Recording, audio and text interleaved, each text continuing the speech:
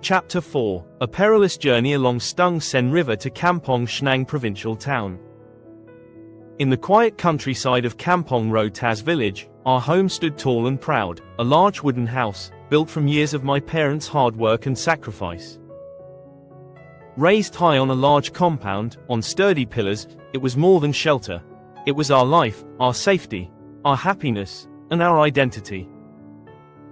One day, a military officer arrived with devastating news.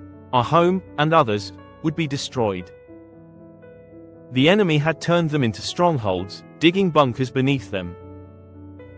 The order had already been given. The reality of wartime command meant there was no room for opposition. My parents said nothing, but everything we had built was about to disappear.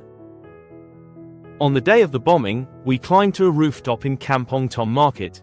We saw them coming. First, a reconnaissance plane circled above and fired at a target. Then, two bombers followed. One of them Dove, dropping two small items. And suddenly, loud explosion. The two jet bombers Dove released their bombs and shot until their ammunition gone. Then they disappeared. Explosions tore through the village. Thick black smoke filled the sky. Our home was gone. Flames consumed everything. Years of sacrifice, destroyed in moments. There were no words to describe the pain and sufferings. The bombs destroyed homes, but not the war. My father knew we could not stay. The war would not end soon. Fighting was continuing.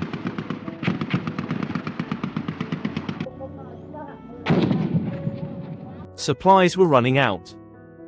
Refugees filled the town. For us, there was no future left in Kampong Thom. We had to leave for Phnom Penh.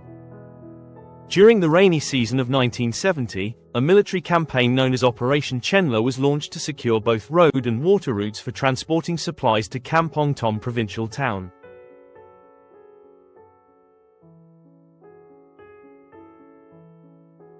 And at the same time, the evacuation of refugees had been carried out. Because, due to the large number of refugees, there were many complications and difficulties in providing proper shelters and adequate supplies, safe drinking water and foods. Military ferries arrived, carrying soldiers, ammunition, supplies, and taking refugees back to Kampong Chhnang, another province near Tonle Sap, the big lake of Cambodia. The convoy went along the Stung Sen River, helicopters guarded from above, but the journey ahead was dangerous. The first convoy had been ambushed. Khmer Rouge and Viet Cong hid in the jungle along the riverbanks and attacked the convoy. Some refugees had been killed, even someone my parents knew. In turn, we boarded the ferry with many others. We sat close together, holding what little we had. Food was simple, instant rice soaked in water. That was enough to survive. Then, we passed our home village. My father pointed quietly, "That is our home." My mother, my brothers, and I looked. But due to the height of the ferry, I could see only the tamarind tree in front of our home lot, and the fence. Goodbye, Kampong Thom village. Goodbye, Kampong Thom province. We did not know when we would return. We didn't have anything left, only our past, our memory. But we carried something stronger, the will to survive, and the hope to begin again. The ferry did not stop under ways. After many days and nights of travel, we arrived at a vast flooded area. I did not know where we were. Water stretched everywhere, and thick forest covered the riverbanks. Monkeys leaped from tree to tree, but beneath that calm, there was danger. As we entered the area, soldiers ordered us to bow down and not move. Not even at the sound of gunfire. This was a place where the convoy had been ambushed before, by Khmer Rouge and Viet Cong forces. Everyone stayed low. Silent. Waiting. The soldiers were ready.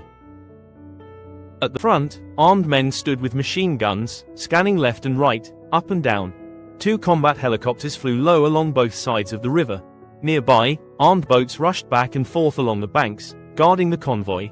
Every second felt like it could be the next attack. But no attack came. Perhaps the floodwaters were too high, leaving no place for the enemy to hide. Or perhaps they had already fled. If they had attacked, they would not have escaped the helicopters and gunboats. That day, we were fortunate. One night, we arrived at Kampong Chhnang. Rain poured heavily. We asked for shelter at a nearby house, but were turned away. The owner feared his cows would panic and run away. With nowhere else to go, we went to the market. We tied a plastic sheet to a wooden stall and lay down beneath it, wet, exhausted, and hungry. Still, I fell asleep. The next morning, my father searched for transport to Phnom Penh. It took until afternoon to find a taxi bus. There were too many refugees, and too few vehicles. The bus was long, packed with 4 rows of seats. Luggage was piled on the roof. Workers moved through the bus, collecting fares and loading bags. By evening, we arrived in Phnom Penh.